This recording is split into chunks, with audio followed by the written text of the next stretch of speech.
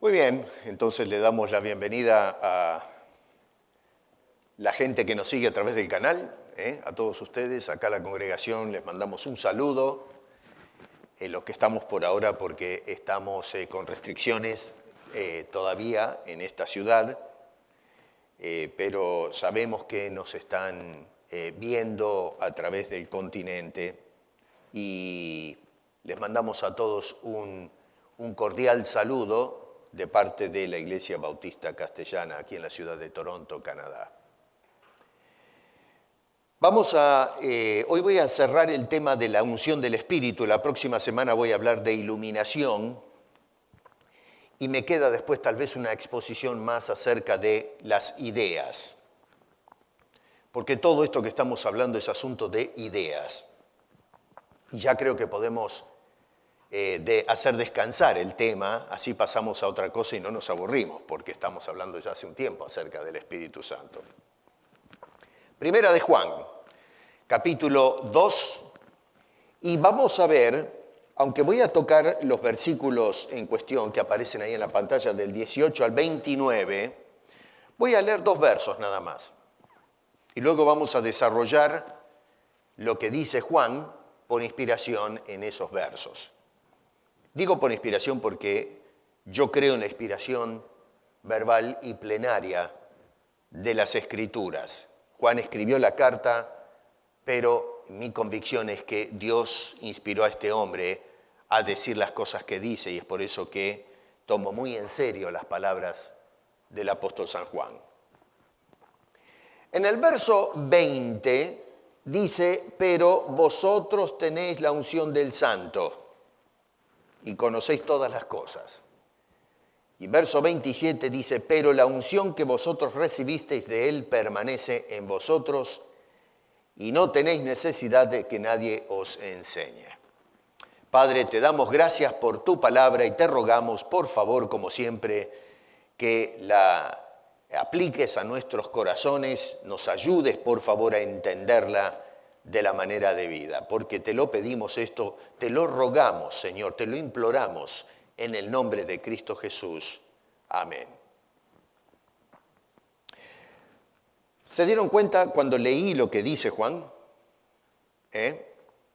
Otra vez, vosotros tenéis la unción del Santo y conocéis todas las cosas.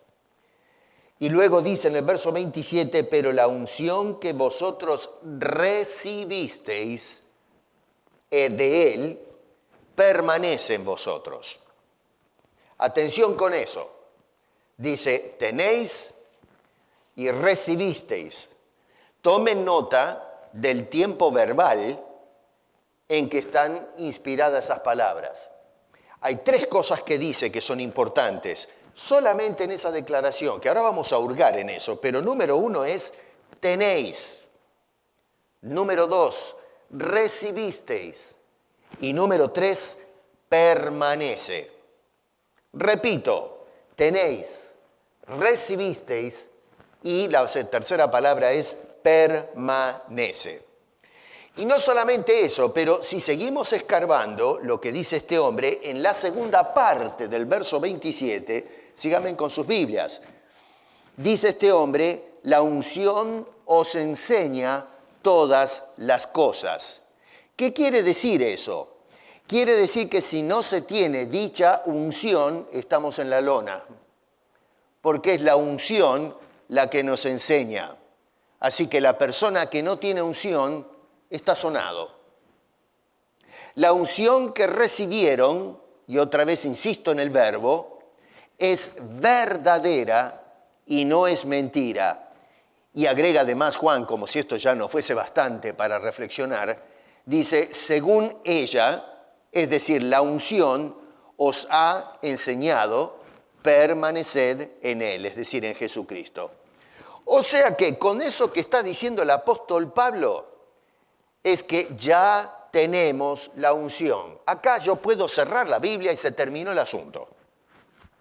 Acá no me vengan con personas que, no, que la unción, yo voy a ir al pastor o al apóstol, me va a dar la unción este jueves en el culto, servicios de unción y qué sé yo cuántas cosas. No me importa nada lo que digan. Acá podemos terminar el asunto, incluso la serie, y basta. Porque Juan está diciendo lo que dice inspirado por Dios y lo que dice es, ustedes tienen la unción. ¿Qué predican estos señores hoy? Usted puede tener la unción. Ellos nos dicen que nosotros podemos recibir la unción y que podemos perder la unción. Depende cómo nosotros nos manejemos en la vida cristiana, podemos entonces por algún lugar perder la unción del Señor. Así que noten ustedes el contraste notable que hay entre lo que dice Juan y lo que dicen algunos predicadores hoy. Tenéis, recibisteis, permanece. Ellos dicen, podés tener, podemos recibir, podemos perder. Ahora, ¿a quién vamos a escuchar? ¿A Juan o a estos que hoy nos enseñan este asunto acerca de la unción, que es una doctrina completamente foránea, obviamente lo que nos dice este gran hombre de Dios? La iglesia a la que escribe Juan estaba enfrentando ya de por sí en las primeras décadas algunos problemas serios que tenían que ver con los judaizantes, que enseñaban en un sentido que había que complementar la obra de Cristo con circuncidarse y guardar la ley. Era muy serio este asunto. Y Pablo luchó mucho con esa tendencia que estaba haciendo un daño tremendo a la iglesia. Pero resulta que poco a poco, a medida que fueron pasando los años, ya Juan es anciano, muchos de los otros compañeros murieron, y comienza entonces a germinar otro peligro dentro de la iglesia, y es que atenta este peligro contra la naturaleza misma de la persona del Señor Jesucristo. Algunos comenzaron a propagar la idea de que el Señor Jesucristo no era humano. En otras palabras, que negaban la naturaleza como se presentó Jesucristo y que Jesucristo fuese el Mesías verdadero. Imagínense en el gran problema que generaba esto, ¿no es cierto? Estos falsos maestros, estos falsos, llamémosle apóstoles en definitiva, reclamaban ellos mismos ser cristianos. Y por supuesto, al reclamar que eran cristianos, estaban generando una gran confusión en el pueblo de Jesucristo, porque ahora se encuentran con la disyuntiva de determinar, bueno, a ver cómo compatibilizamos las enseñanzas de Juan y los otros apóstoles con lo que estaban proponiendo este nuevo elemento que se estaba levantando dentro de la iglesia. En otras palabras, ¿quién dice la verdad? ¿A quién le vamos a escuchar? ¿A quién le creemos nosotros? Así que ese era el problema que se estaba encarando. Bueno, Juan justamente escribe esta carta para poder resolver este problema nuevo que se levanta en la iglesia. A más del que ya tenían antes con los judaizantes, ahora se levanta este nuevo movimiento. Yo le llamo siempre prognóstico a esto. Es un adelanto del gnosticismo que apareció en el siglo II en adelante. Así que les da una orientación, Juan, de cómo discernir si estos maestros son realmente o no son creyentes. Es decir, que pertenecen a la iglesia. Probablemente, pienso yo, aunque no se da mucho detalle, siendo que Juan habla acá de la unción, es muy probable que estas personas estaban enseñando a los creyentes y a confundirlos de que necesitaban una unción especial. Porque para mí no hace sentido, si esto no era un tema que se estaba manejando en la iglesia, que después de hablar de anticristos, hable de la unción. Allá vamos a mirar el verso 18 y 19. Entonces, la pregunta que yo me hago acá es, bueno, ¿por qué este hombre tiene que traer el tema este de la unción si realmente no es un problema? Así que me hace pensar que en la iglesia uno de los problemas que estaban encarando es que estos señores, a quienes lanza acusación grave Juan, estaban diciéndole a los cristianos, ustedes necesitan ahora la unción de parte nuestra, necesitan otra unción. Y es por eso que Juan dice, señores, ustedes ya la tienen. ¿Se dan cuenta a dónde vamos con esto? Es un poco de escarbar a ver cuál es la razón que motiva a Juan a decir estas cosas. Ahora, ante la duda que estaban sembrando estas personas, y vuelvo a repetir, no solamente acerca de Jesucristo, sino de la unción, Juan les va a decir en el capítulo 5, verso 13, estas cosas os he escrito, es decir, si alguno tiene duda y se pregunta, bueno, ¿cuál fue la razón del por qué escribió Juan? Ahí está la respuesta. Estas cosas os he escrito a vosotros que creéis en el nombre del Hijo de Dios, para que sepáis que tenéis vida eterna. No que pueden tener o pueden recibir, sino que ya tienen la vida eterna. Y también dice, escribo para que creáis en el nombre del Hijo de Dios. Con esto, lo que está diciendo Juan es, crean lo que les enseñamos acerca de Cristo. No lo que están enseñando estas personas que han empezado a aparecer y están creando grande confusión. Algunos en la iglesia reclamaban un conocimiento superior al que tenían los apóstoles, un conocimiento de la verdad, y abandonaban la iglesia original apostólica, reclamando ser ellos el nuevo apostolado de la iglesia, y entonces estaban arrastrando, por supuesto que son autoapóstoles autoproclamados, y esto estaba generando una tremenda confusión, estaba arrastrando a gente que había sido ganada para Cristo Jesús. En los versos 18 y 19, fíjense ahí en sus Biblias que dice algunas cosas que son muy interesantes, porque Juan lo que hace es poner de manifiesto la naturaleza de estos individuos. Dice, por lo pronto que ya es el último tiempo. Juan vive expectante del retorno de Cristo. Este es un hombre que no sabe cuándo va a venir, ninguno de los escritores saben, tampoco están convencidos de que va a venir pasado mañana, pero sin embargo saben que están en los últimos tiempos y están con el corazón palpitando, deseando el retorno del Señor Jesucristo. Una señal que evidencia que estamos viviendo en el último tiempo o que estamos llegando al fin es la aparición de agentes siniestros con falsas doctrinas o falsas enseñanzas que están penetrando la iglesia. Y noten ustedes que lo que me llama poderosamente la atención es que lo que preocupa realmente a Juan no es que algunos creyentes no hayan a estas alturas recibido la unción. Eso es lo que menos le preocupa a Juan. Por eso les dice este hombre, señores, ustedes ya la tienen, versículo 20, ya tienen la unción. Así que para Juan esto no es un problema existencial. Lo que le preocupa realmente a Juan es la incursión de doctrinas nuevas dentro del pueblo que ya ha sido ungido por el Dios Todopoderoso. Juan previene de la llegada de múltiples anticristos. El anticristo es un ser nefasto que va a aparecer eventualmente en la escena, el hombre de pecado, pero sin embargo Juan menciona, notan que usa el plural acá para referirse a varias personas. Y la palabra anticristo, son dos palabras, la palabra anti y luego tenemos la palabra Christos, que quiere decir el ungido. La palabra anticristo no solamente quiere decir contra, sino en abierta oposición a Cristo. Eso es lo que significa esa preposición griega anti.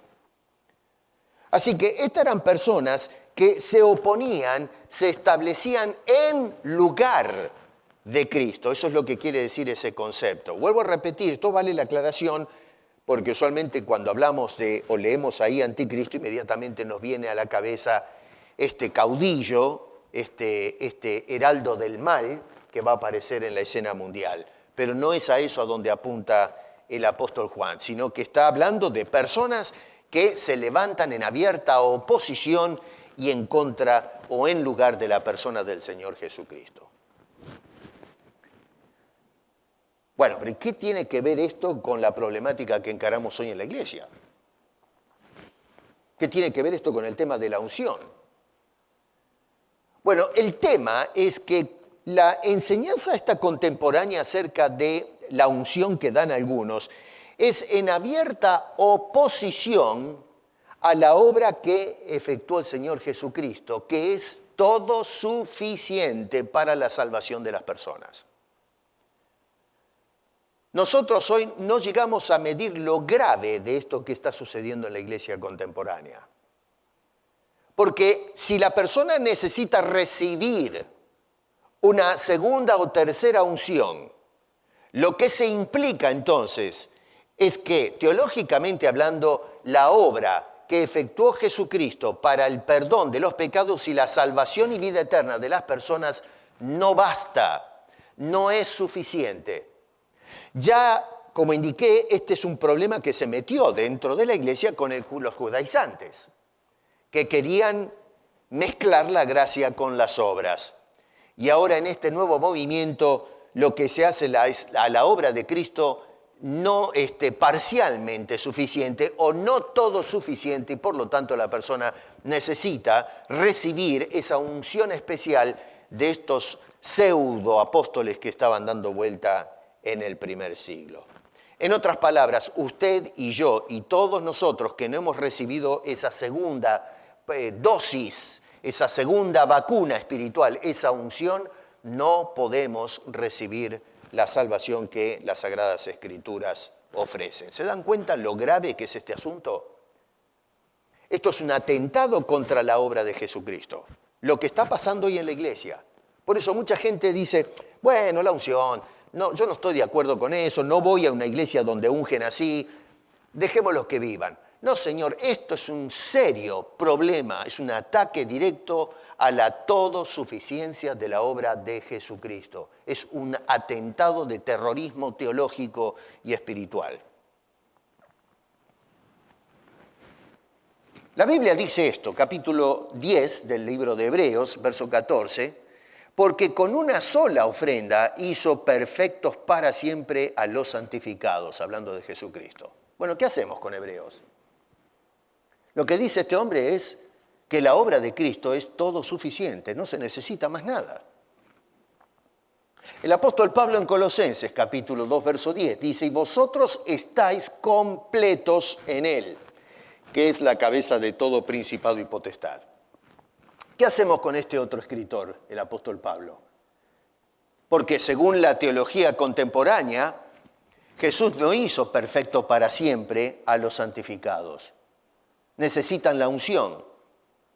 Y según ellos, no estamos completos hasta que no recibamos esa unción especial que imparten los, yo llamo, insisto, pseudo apóstoles contemporáneos. Vale decir que toda aquella persona que propone algo más o hace a la obra de Jesucristo algo incompleto es anticristo. Y déjenme decirles a ustedes, apóstoles y profetas, ustedes, los que enseñan esto de la unción, ustedes, según Juan, no lo digo yo, son todos anticristos, todos, porque lo que hacen es insuficiente la obra de Jesucristo. Y les recuerdo que el juicio ya está preparado para ustedes, los que están confundiendo las ovejas del Señor. Prepárense. Cuando Juan nota este peligro de sustituir o complementar la obra de Jesucristo, ve que la cosa no se puede quedar así. Lo ve como algo gravísimo, algo serio, que hace peligrar la integridad de la iglesia y de los creyentes. En otras palabras, que el Espíritu Santo tiene que completar la obra que hizo Jesucristo, cuando la Biblia jamás dice semejante cosa. El Espíritu Santo vino para guiarnos a la realidad de que en Cristo fuimos libertos, que la obra de salvación se efectuó cuando aceptamos a Cristo como Señor y Salvador. La segunda cosa que dice Juan acá, que es muy interesante, es que no todos son de nosotros. Estamos en los versos 18 y 19. No todos son de nosotros. Esto es algo que también llama poderosamente la atención. Porque hoy se comete exactamente el mismo error que estaban cometiendo algunos cristianos en el primer siglo. El error de asumir que porque una persona pertenece a una iglesia o es miembro de una iglesia, o predica, o enseña, o canta, o qué sé yo, hace cualquier otra cosa en el nombre de Cristo, eso es garantía, es certificación de que esa persona es un cristiano. Y acá Juan lo que está haciendo es descalificando semejante manera de pensar. Juan pensaba de una manera, nosotros hoy le dimos vuelta a la torta y pensamos de otra totalmente diferente. Algunos detalles que a mí me llaman poderosamente la atención, los comparto con ustedes, pero nos dice que primero que todo no salen del mundo. ¿Notó eso? Dice, salen de nosotros. O sea que no es gente que uno podría suponer, bueno, acá estamos hablando de personas que tienen ideas raras y que, bueno, lo que quieren ahora tal vez con fines siniestros penetrar en la iglesia y tratar de ver si la pueden destruir desde dentro. Una especie de bacteria filosófica que se mete para infectar, para enfermar y terminar destruyendo la obra. Pero en este caso no son personas que salen del mundo y penetran en la iglesia. Dice que salen de dentro de la iglesia. Y esto es algo más serio todavía, porque uno que viene de afuera, del mundo, quizás lo podemos identificar, pero cuando la persona crece, nace, se reproduce en la iglesia, la tendencia es de suponer, pero este hombre creció conmigo. Estuvimos juntos desarrollándonos de principio a fin. Lo he visto crecer, lo he visto formarse. Como Dios lo fue guiando y lo fue preparando para ser apóstol, profeta. Yo he visto cómo fue madurando esta persona. Entonces, si viene de afuera, es una cosa, pero cuando sale de dentro, ese es el serio problema. Nos confunde. Nos trae un serio problema de discernimiento. Por eso Juan ve un grave problema. Dice, estas personas salen desde dentro.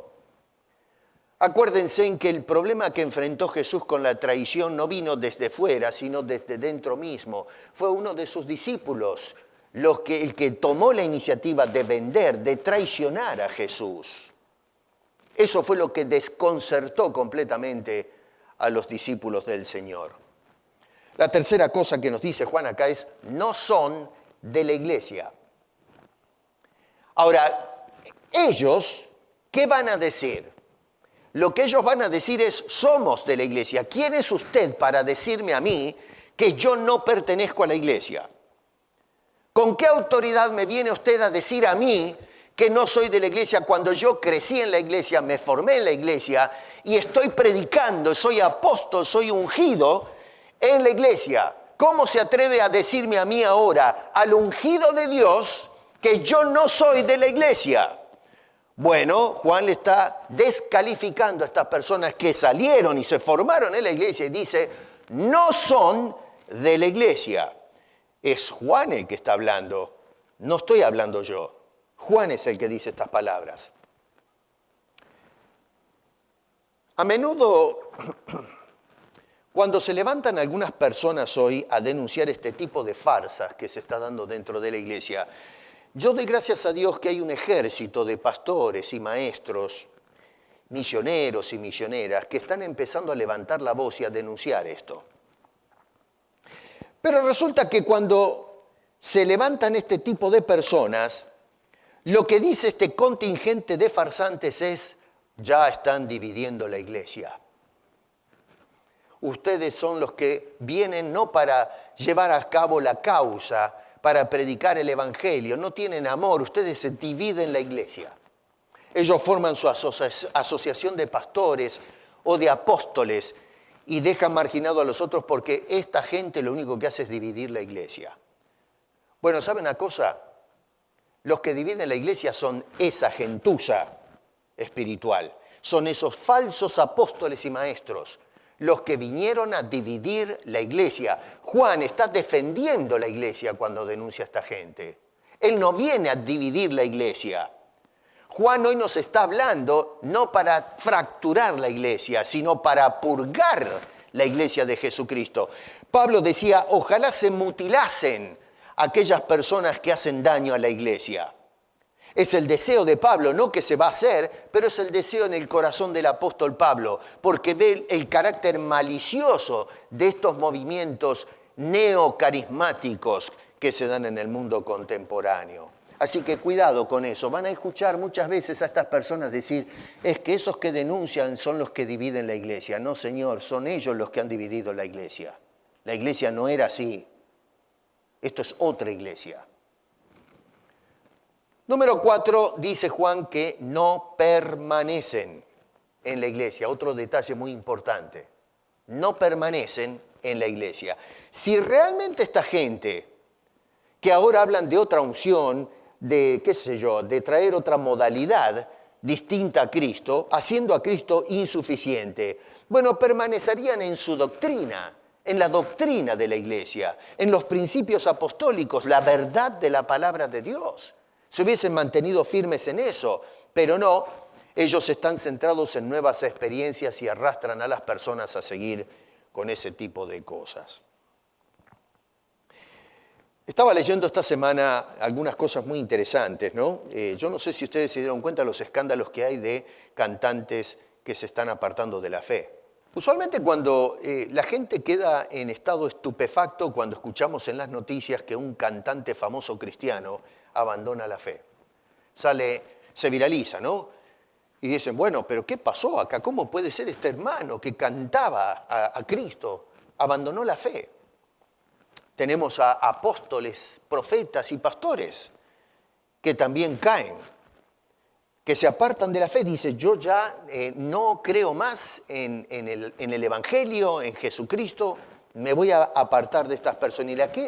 Esto está produciendo una consternación tremenda en el pueblo del Señor Jesucristo, porque la gente está abandonando la fe. Bueno, hermanos queridos, esto no nos debe asombrar en ninguna manera, porque el apóstol nos está diciendo que si hubiesen sido de nosotros, habrían permanecido con nosotros. Esto lo que hace es hacer una seria y rotunda descalificación de estas personas que abandonan la fe. Sí, claro, se formaron en la iglesia, pero ¿y qué garantía hay?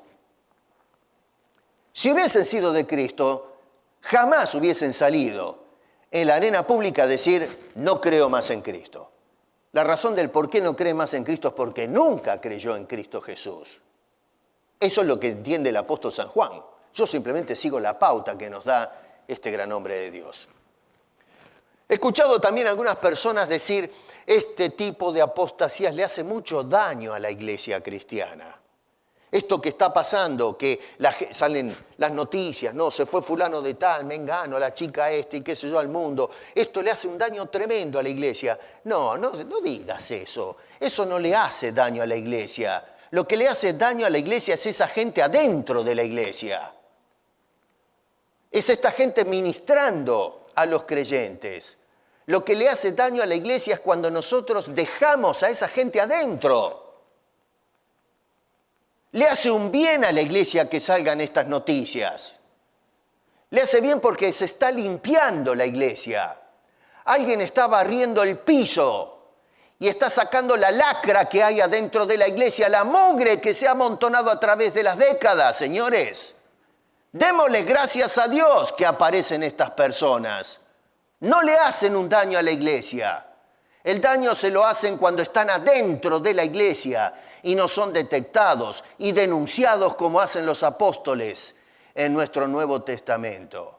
Eso es lo que le hace daño. Otros dicen, he escuchado comentarios donde dicen, bueno, pero es que estos cantantes hicieron un aporte tan grande a la iglesia. Sus canciones, sus letras fueron de tanta inspiración para muchos. Hicieron tanto bien y yo digo, pero escúcheme, nos ponemos a pensar un poco lo que decimos.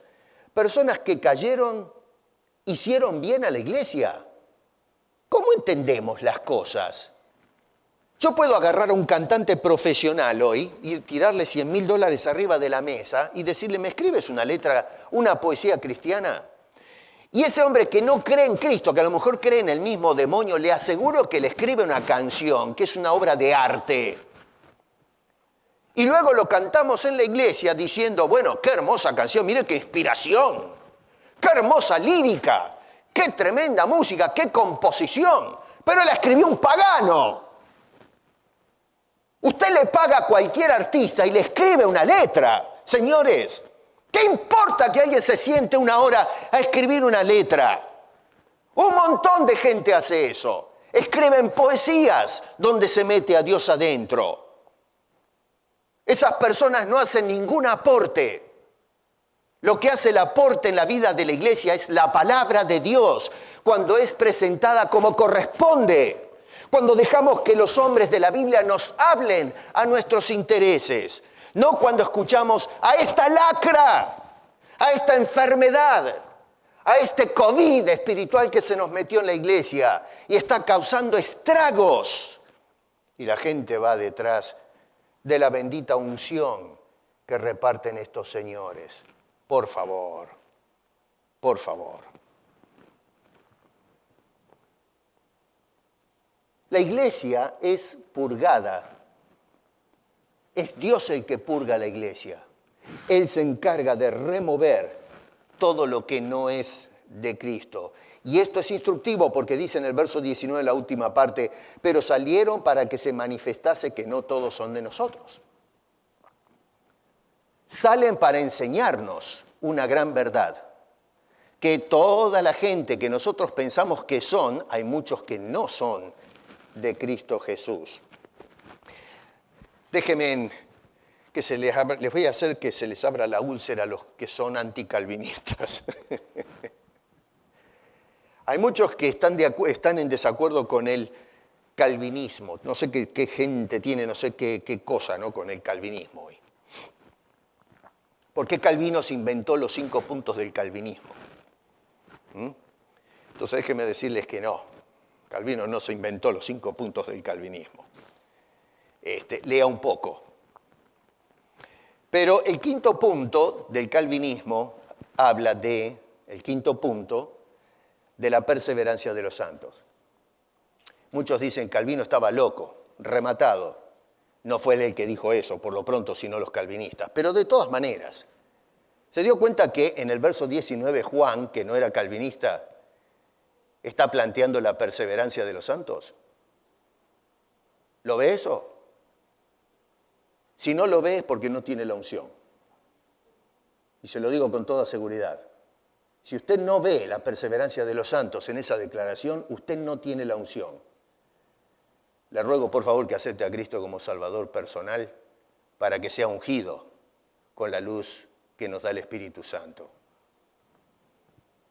Cuando Juan introduce el versículo 20, después de esa introducción, lo que dice este hombre es, pero vosotros. Y quiero que observen qué interesante, porque lo que está haciendo Juan ahora es haciendo una distinción entre esas personas y los que tienen la unción. Eso quiere decir que esas personas que están en la iglesia y salen de la iglesia con nuevas ideas, aunque la gente los ve como cristianos o el nuevo apostolado y que reparten la unción, lo que dice Juan es ellos no tienen la unción. Porque él está diciendo que ellos son de cierta manera, pero vosotros, ustedes sí tienen la unción. O sea que ellos no la tienen. Otra vez, esto cuando lo llevamos a la realidad práctica de hoy, nos mete en un serio problema, porque esta gente que hoy sale con estas ideas que se parecen más a anticristos que a los creyentes, a los apóstoles, por ejemplo, bueno, son personas que ellos dicen que no solamente tienen, sino que reparten la unción. Bueno, Juan está diciendo, esa gente no tiene la unción, no le pueden repartir nada.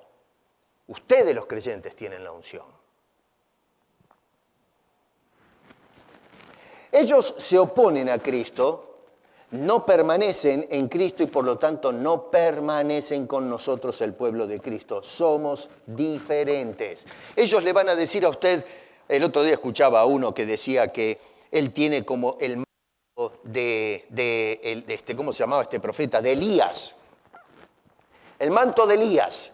Y entonces lo que hace es hacer el acto de pasarle el manto a Eliseo para que fue el que suplantó o continuó el ministerio de Elías.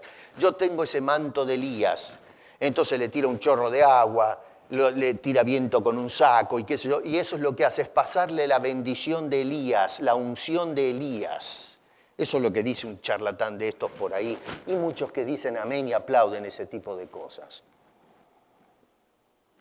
Ahora, ¿cuál es la diferencia entonces entre vosotros y los otros? ¿Qué es lo que establece la diferencia entre unos y otros? La unción. La unción. Noten que no dice la palabra, sino que es la unción. Esa unción que muchos dicen hoy que no tenemos. Bueno, Juan dice que sí tenemos. Ahora, ¿a quién vamos a creer nosotros en última instancia? ¿Le creemos a Juan o le creemos a uno que dice, no, Juan dice que tenemos la unción, pero no, mire, usted no la tiene la unción. Yo soy el ungido de Jehová, soy el ungido de Dios, y yo le digo con la autoridad que me da la unción que usted no tiene la unción. Por lo tanto, si usted la quiere, yo se la puedo dar. Bueno, ¿a quién le vamos a creer? ¿A ese o le creemos a Juan? Póngase de acuerdo. Amigo, amiga, póngase de acuerdo de qué lado de la pantalla se pone. O se pone del lado apostólico o del neoapostolado. Decida. Porque eso define qué clase de persona es usted, qué clase de cristiano es. O es un cristiano de verdad, o es un falso cristiano, es un anticristo. Uno que se pone en el lugar de Cristo. Es tiempo de definirnos, que salgan los trapos al sol, porque se nos está acabando el tiempo, señores. Es muy interesante porque esta gente nos dice que, o declaran que si nosotros necesitamos la unción, otra vez la obra de Cristo no te bastó para tu vida, necesitas algo más. Me llama la atención porque el verbo, cuando dice Juan ahí en el verso 20, tenéis la unción, está en presente, en voz activa. Y es interesante porque eso quiere decir que ya la tenemos y está ahí la unción, ya la experimentamos, es una realidad presente y constante. Otra vez, cierra toda posibilidad de que no tengo o que voy a tener en el futuro. No, es una realidad de que cada persona que acepta a Cristo ha recibido esa bendita unción. Pero el predicador a mí me dice que yo no la recibí. El predicador me dice que tengo que ir para recibir la unción. Eso es lo que me dijo el apóstol. Eso es lo que me dijo la profetisa Juana o María. Entonces, ¿en qué quedamos? Bueno, mi señor, mi señora, ¿qué quiere que le diga? ¿Quedamos en qué? ¿O le hace caso a Juan o le hace caso a María, Juan o qué sé yo, cualquiera de estos mequetrefes que salen hoy y dicen que ellos son los que reparten la unción? Otra vez usted tiene que decidir qué es lo que quiere hacer. No solamente eso, pero dice que tenemos la unción del santo, dice Juan. La palabra unción ahí es crisma, en griego, ¿no? Es exactamente la misma palabra que vimos la semana pasada en Éxodo capítulo 30, verso 25, cuando se habla de la unción santa. ¿Se acuerdan el aceite? Se preparaba el aceite. Bueno, ese pasaje bíblico les expliqué que es el que tenemos que tener como referente para entender todas las unciones que se hacen a través de todo el Antiguo Testamento.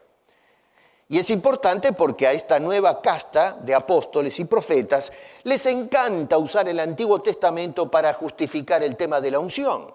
Pero ninguno toca Éxodo 30, que es el punto de referencia de todas las unciones. Bueno, en este caso, esa palabra, ¿no es cierto?, hebrea que vimos el otro día, que es hashma, ahora se traduce como crisma en la traducción esta de Juan, es decir, en el idioma griego, se habla de unción. Ahora, ¿quién es el que unge? ¿Quién es el que efectúa la unción? Porque hoy tenemos un ejército de gente que está ungiendo. Y la pregunta bíblica es, bueno, ¿qué dice la Biblia? ¿Quiénes son o quién es el que unge?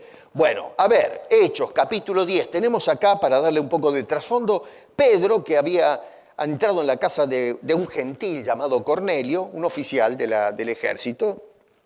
Y para los judíos esto era una grave falla.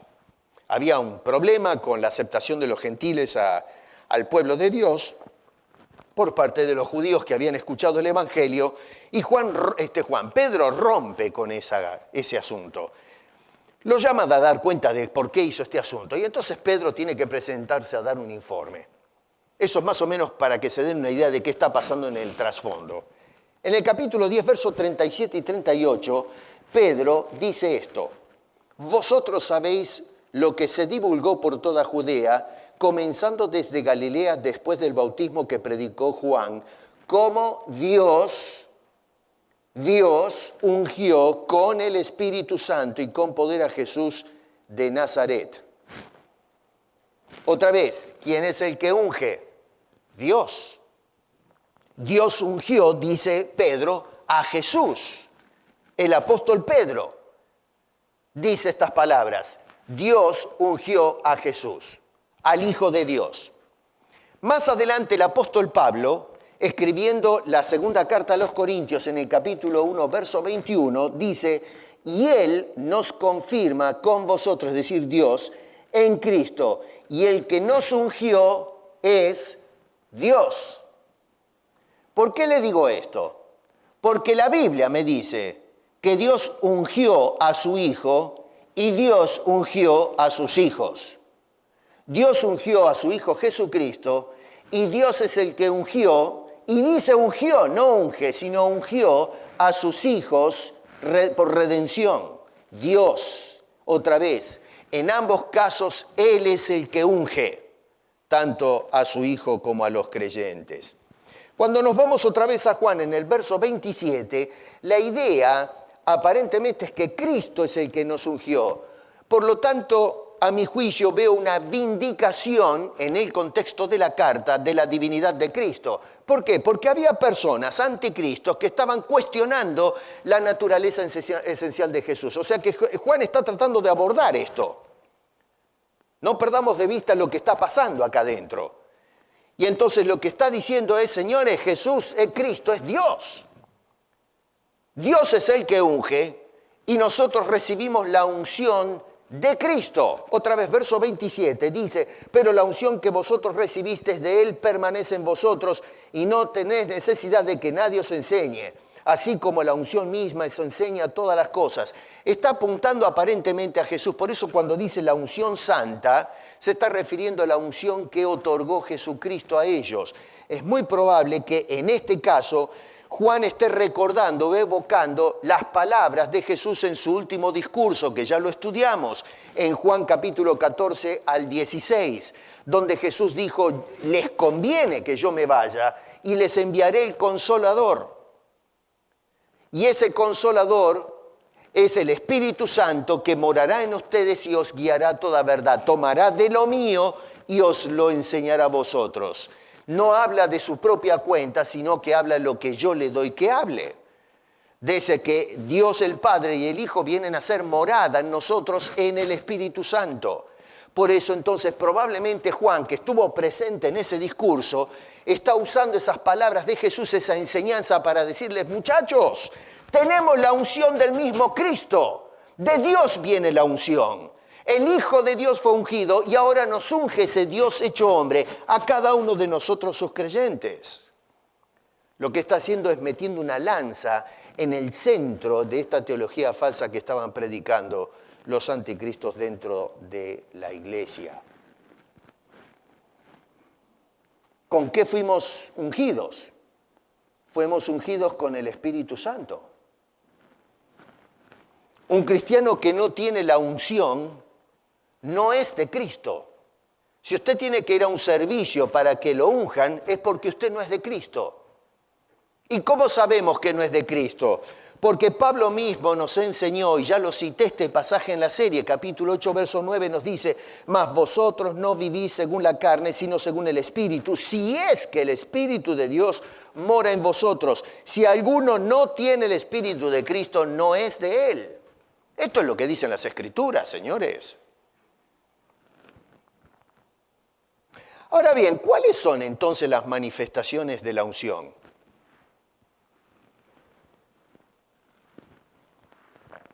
Porque se habla de las manifestaciones de los ungidos. Bueno, macanudo, siendo que Juan acá nos habla de que todos tenemos la unción, mi pregunta o mi curiosidad es: ¿cuáles son las manifestaciones de que estoy ungido, porque él dice, ya la tenemos. Bueno, ok, ¿qué evidencias doy yo como cristiano ungido que tengo la unción? Es decir, que no venga nadie a decirme, es que a usted le falta la unción.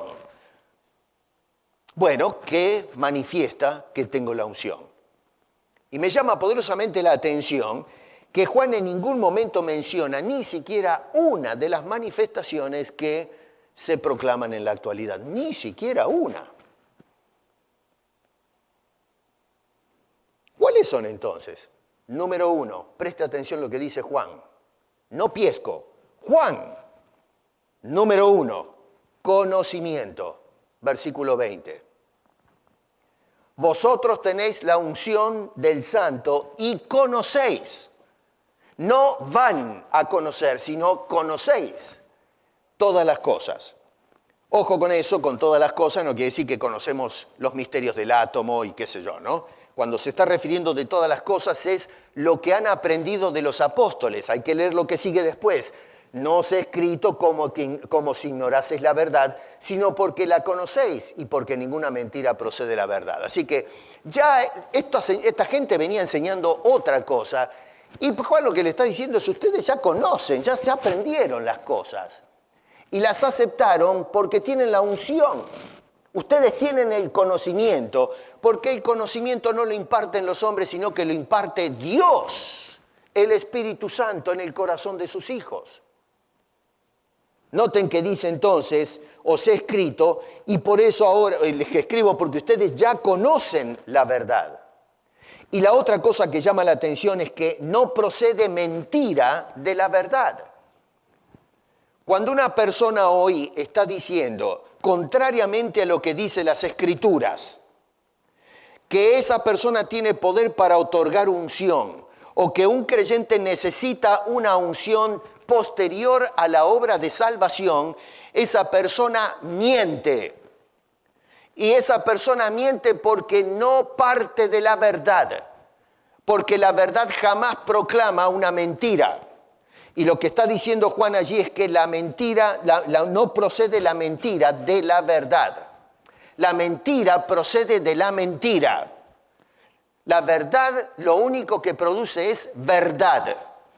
Y cuando esta gente está enseñando lo que enseñan, lo que están enseñando es contrario a la verdad, contrario a la palabra de Dios. Por lo tanto, es mentira, es antipalabra, es anticristo.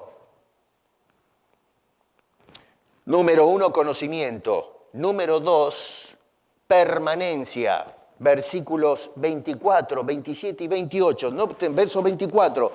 Lo que habéis oído desde el principio permanezca en vosotros. Verso 27. Pero la unción que vosotros recibisteis de él permanece en vosotros. Verso 28. Y ahora, hijitos, permaneced en él. Noten que hay tres cosas importantes en cuanto a la permanencia. Verso 24, la palabra permanece.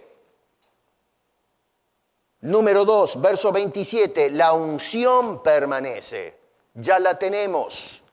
Y número 3, verso 28, el creyente permanece. Noten la repetición deliberada de permanecer.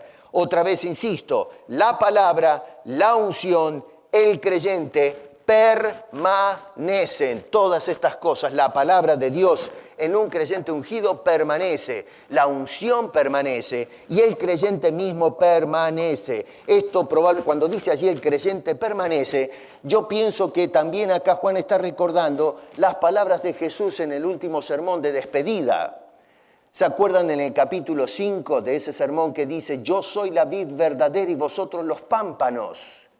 Permaneced en mí porque separado de mí nada podéis hacer. Y si usted se va a casa ahora y lee esa porción de la vid verdadera, note, marque cuántas veces Jesús llama a permanecer. Es una constante, repite la palabra permanecer. Juan escuchó ese mensaje y ahora le está diciendo a los creyentes la unción y el creyente permanecen. El que es real creyente permanece en ese Cristo. Número 1, conocimiento. Número 2, permanencia. Tercera manifestación de la unción, justicia. verso 29. Si sabéis que Él es justo, sabed también que todo el que hace justicia es nacido de Él. Noten que el que es nacido de Él tiene la unción, se equipara la unción con el nuevo nacimiento, no algo posterior. Hermanos queridos, Juan no menciona absolutamente nada de las unciones futuras, especiales, otorgadas por hombres y la manifestación de experiencias físicas espirituales, como se menciona en la actualidad. Todo esto es una farsa, es una gran mentira, es una puesta en escena para estafar espiritualmente a la gente que busca la ayuda de Dios. ¿De dónde salió toda esta cosa que estamos encarando en la actualidad? ¿De dónde salió esto? ¿Qué es lo que está pasando con la iglesia de hoy? Esto arranca todo a principios del siglo XX. Esto tiene que ver con lo que se dio en llamar en aquel momento el movimiento de la lluvia tardía. Es totalmente nuevo esto. A principios del siglo XX, en 1 de enero del siglo, sucede algo en un rincón de Norteamérica y mucha gente estima de que Dios está haciendo algo totalmente nuevo. O sea que todo lo que hizo antes ya queda archivado. Empieza una obra nueva. Y entonces comienza ese llamado, hoy tiene otros nombres, pero el germen, digamos, el génesis es ese fenómeno que llaman la lluvia tardía, el movimiento de la lluvia tardía. Resulta que en 1907 un señor llamado Wesley Millen, basado en una interpretación disparatada de Joel capítulo 2, verso 23, que dice, Joel dice esto, dice, vosotros también hijos de Sión, alegraos y gozaos en Jehová vuestro Dios, porque os ha dado la primera lluvia a su tiempo y hará descender sobre vosotros lluvia temprana y la tardía como al principio. Y entonces este señor estimó que lo que está diciendo Joel allí es que Dios en el futuro, esto es alegoría, en el futuro va a enviar la lluvia tardía, que es una lluvia tardía del Espíritu Santo. Y es más, le llama a ese movimiento el movimiento de la lluvia tardía basado en este pasaje de Joel. Pero señores, por favor, lean Joel capítulo 2 de punta a punta. Joel estaba hablando de lo que iba a pasar con el agro, no con el avivamiento espiritual del futuro. Estaba diciendo, ustedes por haber pecado perdieron sus posesiones, la bendición de la tierra, y yo ahora lo que voy a hacer es volver a fructificar al pueblo. Voy a traer la lluvia que riega los suelos, la temprana y la tardía, para que vuelva la tierra a producir. ¿Qué tiene que ver, por el amor de Dios, el Espíritu Santo, la unción? Me quiero caer muerto cuando escucho gente hablar así. Pero este pedazo de bruto agarró a Joel y lo hizo pedazos, interpretó lo que se le dio la gana y nace el movimiento de la lluvia tardía, por amor del Señor. Y allá vamos todos enloquecidos tras ese disparate. Es una cosa increíble. En el año 1948, a mediados del siglo XX, se da un supuesto avivamiento en nuestro bendito país, en Saskatchewan. Se creía que esto presagiaba la llegada de una nueva era para la Iglesia de Cristo. Y decían en ese entonces que ni siquiera los apóstoles y los mismos la Iglesia primitiva había experimentado la bendición que vamos a recibir nosotros en esta década del 40 y entrando ya al 50, estoy hablando del siglo pasado, no hace muchos años atrás. Bueno, a esto se le llamó la lluvia tardía, la lluvia que llega tarde. Un nuevo movimiento espiritual acaba de tomar inicio. Eventualmente este movimiento tuvo una tremenda catapulta a la escena, digamos, del pueblo evangélico, en lo que se conoce como el avivamiento de Brownsville en Pensacola. No Pepsi-Cola, Pensacola.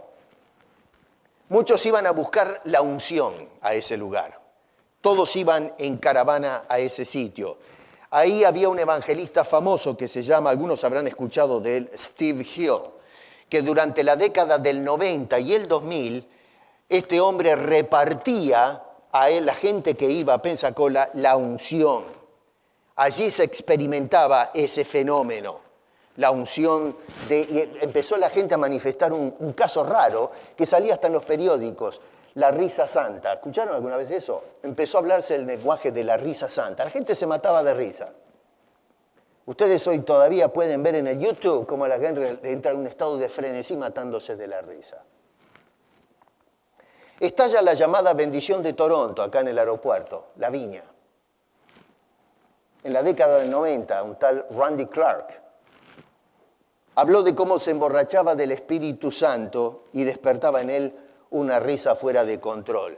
Y así en los servicios empezaron a manifestarse esta nueva modalidad. La gente comenzaba a maullar, a aullar, a hacer gruñidos extraños, a retorcerse en el suelo, a matar de ser de risa y una cantidad de cosas. Como todo movimiento de este tipo que no sirven para nada, sino para hacer lío, empezaron las competencias en cuanto al liderazgo se refiere y empezó la hecatombe interna de este movimiento. Empezaron a pelearse las autoridades y los miembros y la obra hizo implosión. Lo que sucede es que estalla la bomba y entonces esa implosión va conteniendo presión y explota. De implosión pasa a explosión. Y de allí sale un montón de gente con estas ideas torcidas por todo el continente y el mundo. Esto es la metástasis de este error teológico. Y eso es lo que estamos observando y que está evolucionando, porque esto que vemos en la década del 90 y del 2000 no es lo que vemos hoy. Esto es algo peor todavía, pero que salió de la lluvia tardía, de ese movimiento, y es justamente ahora esa peste virulenta que va cambiando, va permutando, va evolucionando con otras ideas, y ese es el escándalo que estamos viendo en la iglesia contemporánea. Todo esto comenzó hace unos pocos años, no con los apóstoles o la palabra de Dios, sino un jugueteo con la palabra de Dios que nos llevó a este misticismo podrido adentro de la iglesia. Lo que estamos haciendo es diciéndole a Juan, cállate la boca porque tú no eres parte de esta bendición. Tú perteneces al pasado, eres arcaico, eres un troglodita. Nosotros ahora tenemos esa bendición de Joel. Y entonces vamos corriendo detrás y en busca de semejante unción. Juan dijo, salieron de nosotros, pero no son de nosotros. Hoy a ustedes, hoy esa gente le ofrece la unción. Bueno, si quiere, vaya y búsquela. Si usted realmente está deseando esa unción, vaya, yo no lo voy a detener. Vaya corriendo y vaya a buscar la unción de esta gente. Pero déjeme prevenirle de algo. Si usted sale a buscar esa unción, usted se desligó de Cristo. Porque usted no puede suplementar en nada ni con nada la obra que Cristo hizo en esa cruz. La todo suficiente obra de Jesucristo para salvación de nuestras almas. ¿Quiere unción? Be my guest. Vaya, sáquese las ganas, reciba la unción. Pero usted está cambiando a Cristo por una mentira. Usted es responsable de lo que hace. No nos haga a nosotros responsables de eso. Y lo mismo digo para todos los que nos están escuchando. Y para todos los que predican la unción y creen en la unción, el juicio ya está sobre tu cabeza, no te vas a poder escapar. Prepárate. Juan dice acá, en cuanto a la unción, la tenéis, la recibisteis y número 3, permanece. Para terminar, les recuerdo lo que dice Juan, capítulo 5, verso 13, que ya lo cité. Estas cosas os he escrito a vosotros que creéis en el nombre del Hijo de Dios, para que sepáis que tenéis vida eterna y para que creáis en el nombre del Hijo de Dios. O lo acepta o lo rechaza. Póngase de acuerdo, pero aténgase a las consecuencias. Padre, te damos gracias por tu palabra.